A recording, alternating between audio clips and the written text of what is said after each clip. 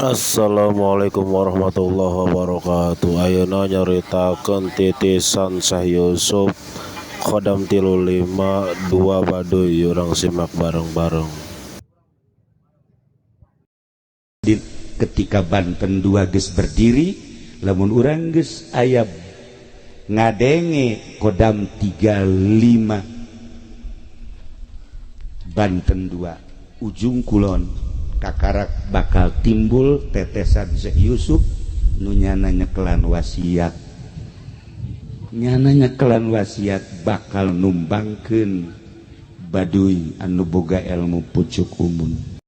Allahumma salli wa sallim wa barik ala sayyidina Muhammad wa ala ali sayyidina Muhammad.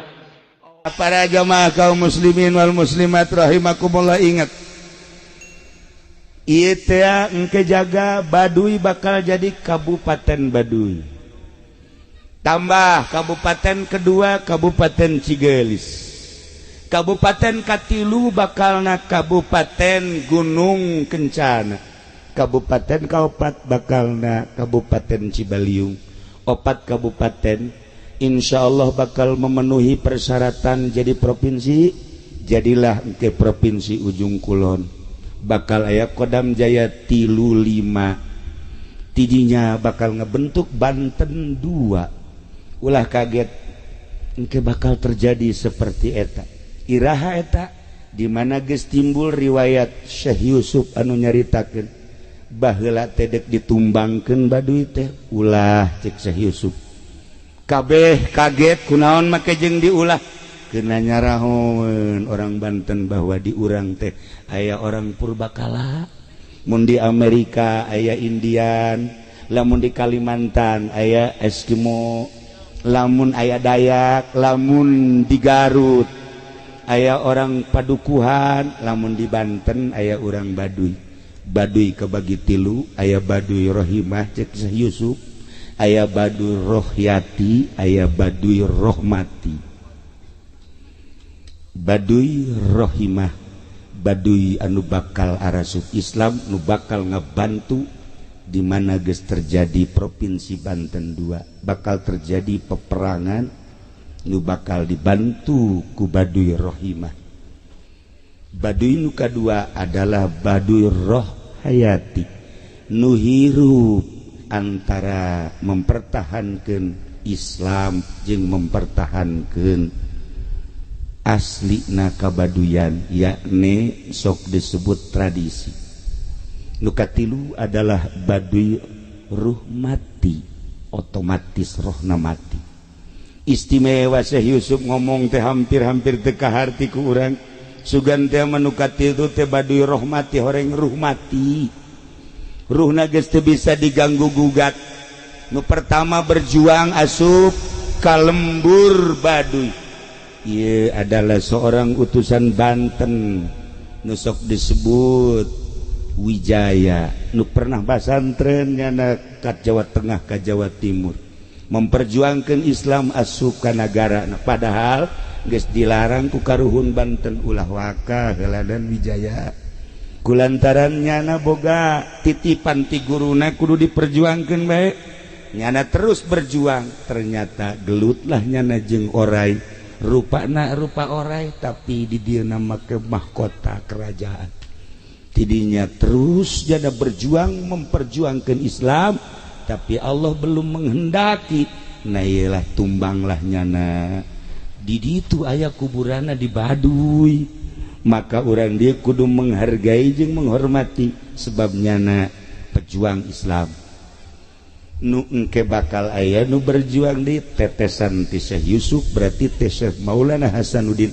Ketika Banten 2 geus berdiri, lamun urang geus aya ngadenge Kodam 35 Banten 2 ujung kulon kakarak bakal timbul tetesan Syekh Yusuf nu nyana nyekelan wasiat.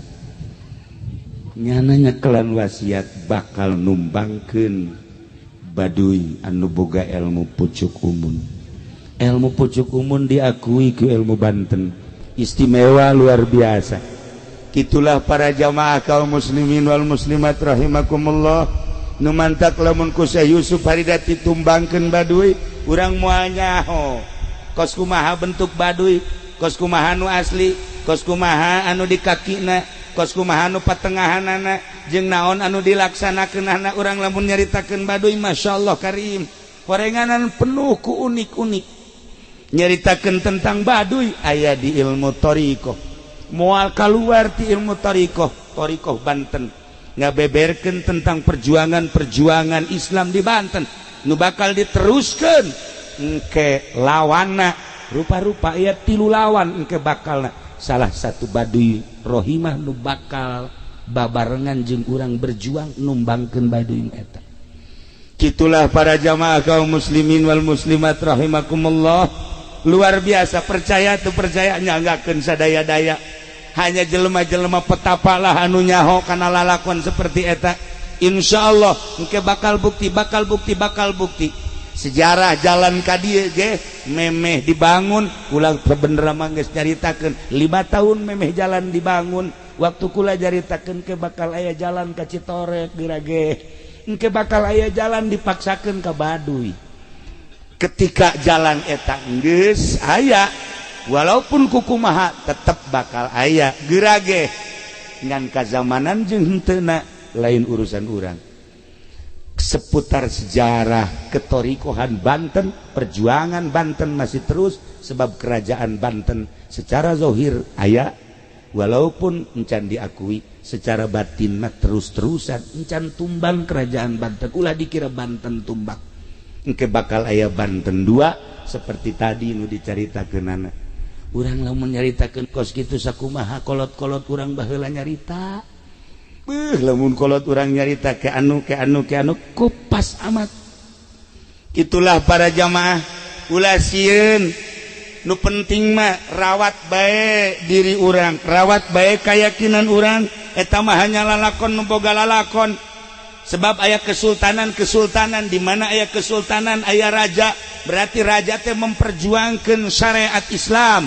Atuh meureun kudu aya lawan. Di mana hendak berjuang namun lawan mah atuh jak kiai ge unggal poe teh ieu teh sabenerna mah berjuang terus-terusan we ieu teh berjuang ngabogaan lawan unggal poe kula ngalawanan sieu be kabet sabenerna. Aduh luar biasa. Teu daek eleh-eleh sial jasanya nama. Teu daek eleh-eleh jeung teu daek bener-bener. Teu daek batur mah narurutnya naman teu dibabawe ka deulina doang padama. Eta kos kitu nya. Ieu mah jaka deulina tadi ge pajar nang mawa kula di Tangerang lain. Kula keur berangkat ti leuweung aya kaluar. Nah, cek urang minta mah bangunna urang leuweung ajak ka dia ke mobil urang. Atuh di mobil ge teu biasaan ngomongnya mah ngan bareng asup ka Citorek aju jadi kasurupan nya mah. Ieu mah sebenarnya urang leuweung nya mah. Itulah para jamaah kaum muslimin wal muslimat rahimakumullah. Masya Allah karim, horenganan ilmu teh rupa-rupa nu dicekel ku Kangjeng Nabi, ilmu putih, ilmu syariat, ilmu Islam eta bae diteruskeun ku sahabat, teruskeun ku para aulia Allah, teruskeun ku para ulama-ulama. Berjuang teh make kitab Al-Qur'anul Karim. Di sisi eta aya nu memperjuangkeun ilmu-ilmu hitam. Kabelah dituna jadi tukang sihir, jadi dukun, atuh mangga bae eta urusan kos kitu mah. Masing-masing jak engke roh maka laluar menghadap Allah ieu. Atuh engke ge aya hidayah. Ya urang Baduy emang henteu loba kuari anu arasup Islam ja loba. Tapi di samping lobana urang Baduy nu asup Islam, kapan urang-urang ge loba nu asup ka Baduy. Henteu bisa katahan tama kos kitu mah. Ja urang Tangerang ge aya anu kasulitan segala rupa. Susah bae cenah hirup aing ye daripada hese saat daripada mararat memaning hese sakarat gas aing mah maning ka Baduy bae nyoplokeun iman emang teu saeutik kitu anu arasup ka Baduy nyoplokeun iman cak itu geus ngadengekeun Al-Qur'an ngadengekeun hadis ngadengekeun pangajian tetapi dicoplokeun hidayah endahan nyokot ilmu ti ditu. Tapi urang Baduy jarang ngadengekeun uraian Al-Qur'anul Karim, jarang kapanggih jeung kiai. Tetapi aya nu pernah ngimpi kapanggih jeung kula, ngimpi cenah kapanggih jeung sosok waliullah. Kabelah dia ngimpi kapanggih jeung Kangjeng Nabi. Akhirna nyana asup Islam. hidayah mah mahal urusan anak Gusti Allah innaka la tahdi man ahbabta walakinnallaha yahdi may yasha. Teu bisa dicekelan ku kiai da Kanjeng Nabi jadi boga hidayah. Nu boga hidayah mah Gusti Allah Subhanahu wa ta'ala. Nah, urang pula mah lamun inget ka ilmu-ilmu kos kitu aya tah jelema ye nu katipu. Juga tipe ilmu atuh aya nu borangan geus sarua katipu bae nu borangan. Nu borangan nih katipu loba katipu nu borangan. Aya jelema diondang kanu hajatan, nu hajatanana angkatan laut. Nyana di imah teh teleponan jeung babaturanana maka setelanana naon sih urang kondangan batik cenah. Oke geus. Nyana make batik. Ngan di benak hatina lantaran angkatan laut makan make serba putih. Mawanya na setelan putih-putih nu dipake di imah make batik jelema borangan makan hese akhirna mawa make batik naik beca kan kulantaran hujan ngaririncik jadi batik da teh memeh ka beca teh kahujanan jaknya lah di jero beca teh make batik aing daripada make batik membasuh kieu mendingan ganti di jero beca make baju putih. Jadi batikna dikataskeun nya make putih begitu datang kan hajat deuk magrib datangna ka dinya dukang beca teh apan aya hujan mangaririncik ditutupan hareupna begitu dibuka kaget tadina make batik wari make putih-putih ngajoak pocong cak teh bunga meja mah bloon atuh kaget kabeh emang pocong iya pocong cak pocong tadi keur asup ka beca mah make batik wari make putih-putih gitu tah eta kan borangan mah kos gitu. Iya kita teu menang manggih kokorosakan padar pocong bae hujanna dibere ku kula wiridan ieu wiridkeun sholawat sapeting 444 nya jeung geus kolot geus kaambe ieu na geus bau kuburan cek kula teh geus bal ka mamana deui ieu cek insyaallah lah wiridan jam sabaraha cenah ke jam 12 ka ditu atuh aya wiridan mah insyaallah di wirid gu nya kabeneran beurangna teh aya nu paeh beurangna tadi teh aya mau tatanggana nyana mikiran mah sholawat ya aing dibaca kumaha mun aya pocong sholawat mah aing khusuk kumaha geus kolot kieu masih kena borangan kene bae masyaallah begitu dibaca kakarek menang 3 doang geus culak-cileuk bae aya pocong geus culak-cileuk bae ya Allah eta nu borangan mah kos kitu teh nu borangan mah kabeneran aya budak nyekel ucingna di kongkorongan ku kantong kerese didingana ditendeunan batu korotak mun leumpang kokorotakan kan eta leumpang deui di hareupeun nglawangnyana atuh langsung kakarak menang 11 doang sholawat dibuka ku jeung langsung nangkep pamajikanan cek pamajikanna kunaon ka haji bohong cenah pocong di mana itu kokorotakan bae ditangkep kencengnya sa pamajikanana cek pamajikanna tek tunggal peuting gitu teh pocong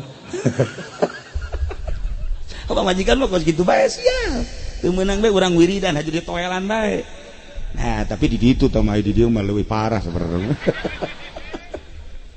para jamaah kaum muslimin wal muslimat rahimakumullah nah ieulah rahmat Kangjeng Nabi nyorot ternyata rahmatan lil alamin kasorot ka unggal lembur kasorot ka unggal daerah mun lain rahmat Kangjeng Nabi nyorot ka dieu moal bisa kieu berarti di diri urang aya nur Allah aya nur Kangjeng Nabi tinggal nyingkapkeunana bae sing bisa abeh nur ilahi jeung nur Kangjeng Nabi bener-bener karasa ku urang kanyahoan geus karasana kumaha kanyahoan geus karasana pinuh ku adab tata krama jeung daek ngalaksanakeun syariat ketika jelema aya tata kramaan bagus sesuai jeung Al-Qur'an sesuai jeung hadis ngalaksanakeun syariat salatna puasana zakatna hajina mun nyada geus nisab eta berarti nur Kangjeng Nabi na geus kaciri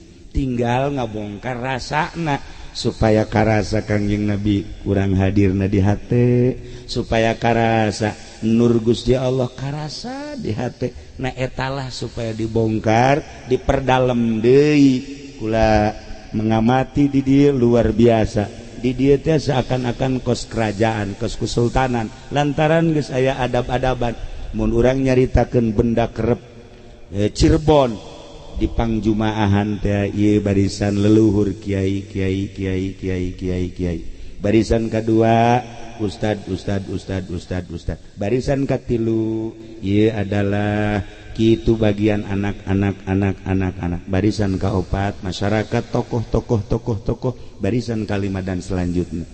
Ketika kiai ieu encan hadir nuanieun ieulah Cirebon Kesultanan Cirebon benda kerep Kiai Soleh Mbah Soleh Kiai Muslim Kiai Kaokab Kiai Zaini nu bapak kolot kula masantren di ditu nyaho sejarah benda kerep nyaho deui ku ari lalakon di dieu ieu teh adab kesultanan adab kerajaan tata krama seperti eta luar biasa. Berarti aya meureun kesamaan antara Kesultanan Cirebon jeung Kesultanan Banten diterapkeun di dieu.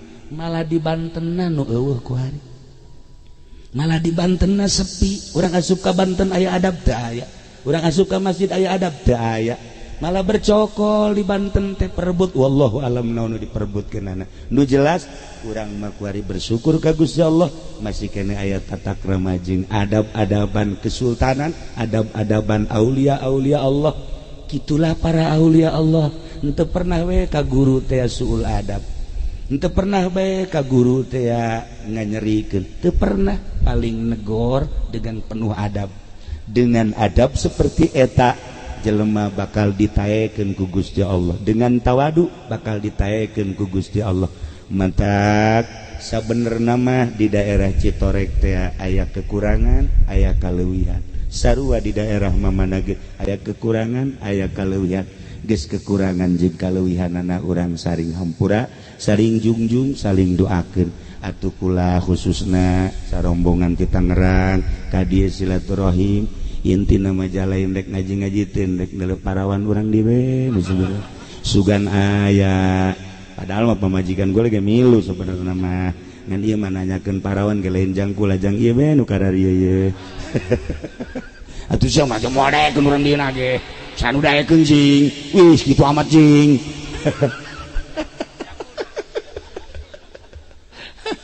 itulah para jamaahnya.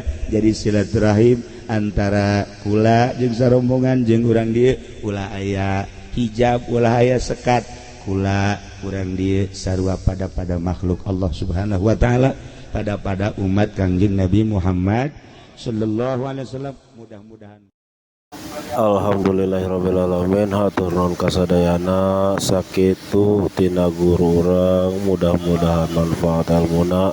Assalamualaikum warahmatullahi wabarakatuh.